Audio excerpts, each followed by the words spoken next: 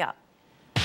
Now to Unit 9 investigation on a story we first broke last night about a $380 million Ponzi scheme. Now, we're not talking about the Bernie Madoff scheme here. This is another investor who happens to be giving Madoff a run for his money. Tonight, our Barbara Nevins-Taylor tracks down the alleged head of this scam as he turns himself in.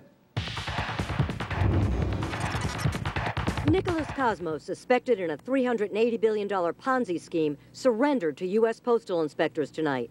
Nick, what do you say to your investors?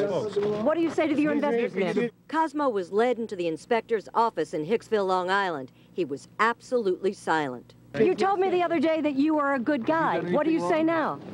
I got 4 words to Nick Cosmo: show me the money. This morning at Cosmo's Hauppauge office, angry investors stood by waiting for answers. Mark Restivo says he lost money totaling 6 figures. No matter if an investor has $5,000 or $50 million, it's the lifeblood of a person. I have over 6 figures. You have over 6 figures invested. Other people here. And what are you afraid of? Louis. What are you afraid of now? Yeah, it's hot. We're not going to get it back. Yeah. Investors are worried that millions of dollars may have disappeared in a Ponzi scheme. This woman and her family invested $1.5 million. It's a lot of money. Cosmo and his company, Agape World, headquartered here in Hauppauge, Long Island, had a fund that was supposed to provide short-term loans to construction companies. Investors were told they were getting 12 to 15% interest. Most, like this man, who invested over $400,000, kept their money in and took interest out. Because it's a good deal, you know, they get good interest. Cosmo told me he had over 3,000 customers. Some began to think it was a Ponzi scheme when he failed to make payouts. Investors told me they saw similarities to the Bernie Madoff scandal.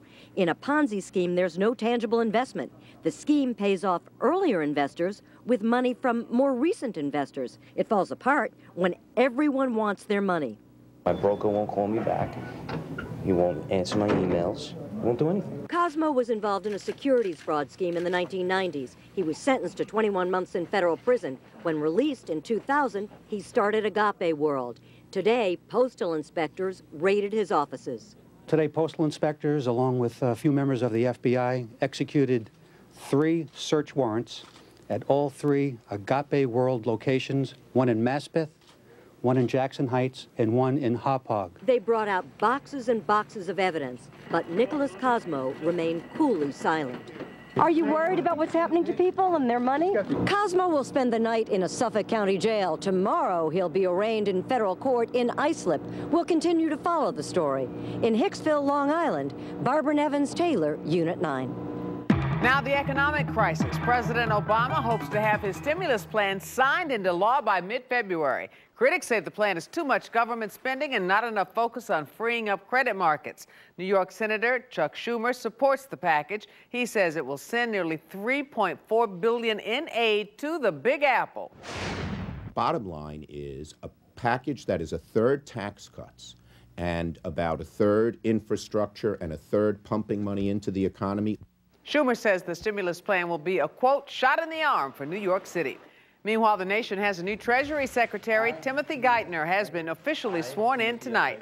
The Senate confirmed him earlier today in a 60-34 vote. Geithner was the New York Federal Reserve chief before being nominated by President Obama.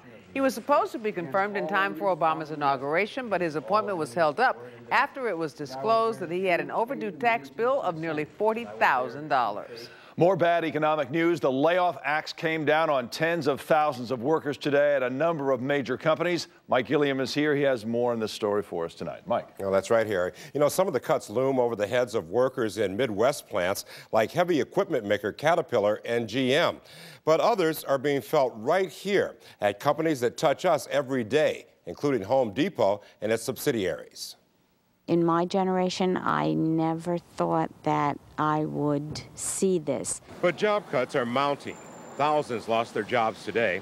Pfizer Pharmaceutical announced a deal to buy rival Wyeth for $68 billion, but says it will cut 8,000 workers.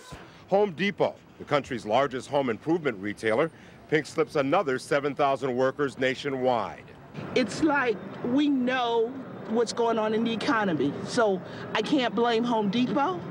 It had to be somebody. Probably not a big surprise with Home Depot, given that they are so focused on the housing market, and obviously that's the weakest part of this weak economy. Home Depot says its original stores won't be affected, but headquarters will.